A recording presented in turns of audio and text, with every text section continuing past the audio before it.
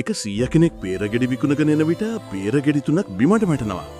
ඒක අක්කා කෙනෙකුයි නම්ගේ කෙනෙකුයි දෙන්නම දකිනවා. ඊට පස්සේ අක්කා කියනවා එන්න මේ ටික ඒ 100ට ගිහින් දෙමු කියලා. ඒකට නංගි කියනවා ඇයි ඒ ටික දෙන්නේ? අපිම මේ ටික කමු කියලා.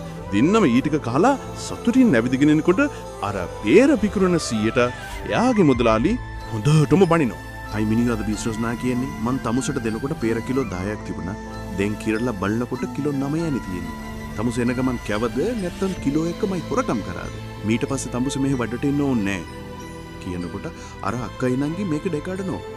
ඊට පස්සේ නංගි මුදලාලි මේ 100ගේ වැරදක් නෑ අපි තමයි බිම වැටුණ පේරකිරි තුන කෑවේ. මෙන්න පේරකිරි තුනට සල්ලි.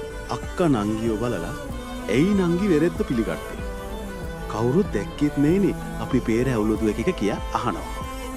නංගි කියනවා අක්කේ අපි කරන වැරද්දෙන් තවත් කෙනෙකුගේ ජීවිතේ විනාශ වෙන එකට වඩා ඒ වැරද්ද පිළිගන්න එක නේද හොඳ කියලා කියනවා.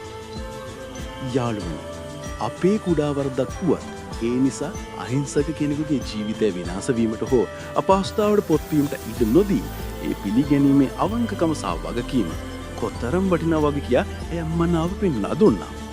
මේ කතාව හොඳයි නම් ලයික් එකක් දාන්න.